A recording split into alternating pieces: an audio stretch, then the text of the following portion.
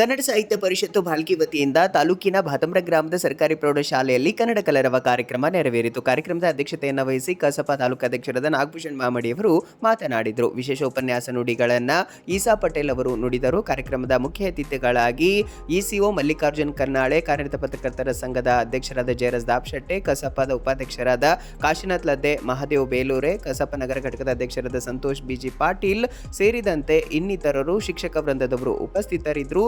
ರಮೇಶ್ ನಿರೂಪಿಸಿ ವಂದಿಸಿದರು. ಕನ್ನಡದ ಅಭಿಮಾನಿ ಇದ್ದೀನಿ ಅಂತ ಹೇಳ್ತಾರ. ಎದ್ರಾಗ ಅಡಿಯಿಂದ ಅರ್ಥ ಆಗ್ಲಿಲ್ಲ. ಅವ ಏನ್ ಕೇಳ್ತಾರ ಅವರು ಆ ಹುಡುಗರು, ಏನ್ರಿ ನೀವು ಬರೇ ಅಡಿಯಿಂದ ಮುಡಿವರೆಗೆ ಹೇಳ್ತೀರಿ, ಅದು ಹ್ಯಾಂಗ ಅಂತ, ಅದು ಹಿಂಗ ಅಂತ ಹೇಳ್ತಾರೆ. ಹ್ಯಾಂಗ ಹೇಳ್ತಾರೆ ಕೇಳ್ರಿ. ನನ್ನ ದೇಹದ ಪ್ರತಿಯೊಂದು ಅಂಗಗಳು, ಪ್ರತಿಯೊಂದು ಭಾಗಗಳು ಕನ್ನಡದ ಕ ಅಕ್ಷರದಿಂದ ಪ್ರಾರಂಭವಾಗ್ತಾವ ತಮ್ಮ, ಕೇಳ್ಕೊಳ್ಳಿ.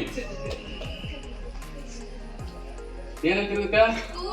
ಕೂದಲು ಕ ಅಕ್ಷರದಿಂದ ಬಂತು ತಮ್ಮ. ಏನಂತ ಬಂತು? ಇದಕ್ಕೇನಂತೀರಿ? ಅದರಿಂದ ಬಂತು, ಬಂತು. ಇದಕ್ಕೇನಂತೀರಿ? ಗಲ್ಲ ಅಂಬಲ, ಕೆನ್ನೆ ಅಂತ ಕರಿತೀವಿ ನಾವು. ಏನಂತ ಕರಿತೀವಿ? ಕೆನ್ನೆ ಅಂತ ಕರಿತೀವಿ. ಬಂತ? ಇದಕ್ಕೇನಂತ ಕರಿತೀರಿ?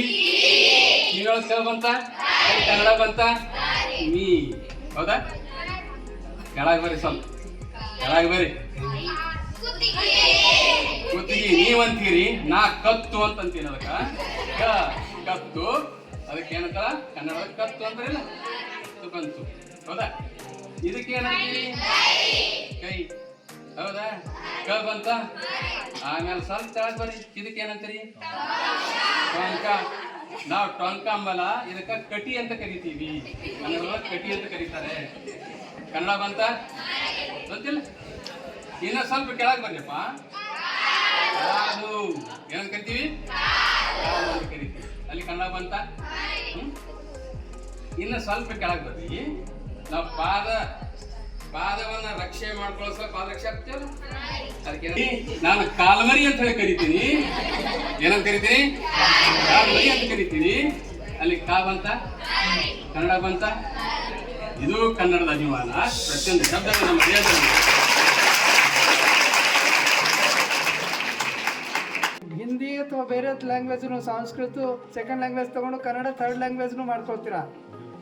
Kannada compulsory second language. ಮೊದಲು ಆಗಿದ್ದಿಲ್ಲ, ಥರ್ಡ್ ಲ್ಯಾಂಗ್ವೇಜ್ನು ತಗೊಳ್ಬೋದಿತ್ತು ಕನ್ನಡ. ಆ ಟೈಮ್ದಾಗ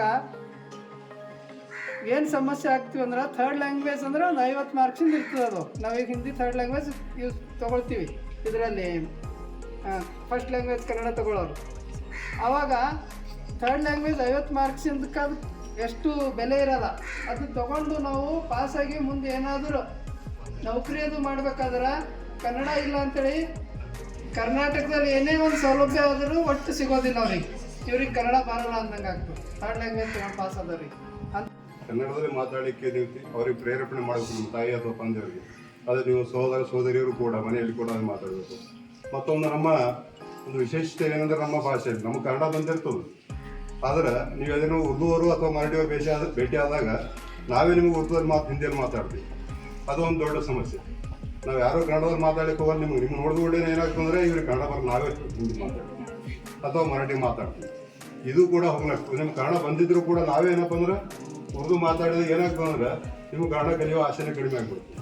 ಅದಕ್ಕಾಗಿ ನಮ್ಮ ಈ ಕನ್ನಡ ಬಂದಿರತಕ್ಕಂಥ ಎಲ್ಲ ವಿದ್ಯಾರ್ಥಿಗಳು ಅಥವಾ ಶಿಕ್ಷಕರಾಗಲಿ, ಅವ್ರ ಜೊತೆ ನಾವು ಮಾತಾಡುವಾಗ ಯಾವಾಗಲೂ ಕೂಡ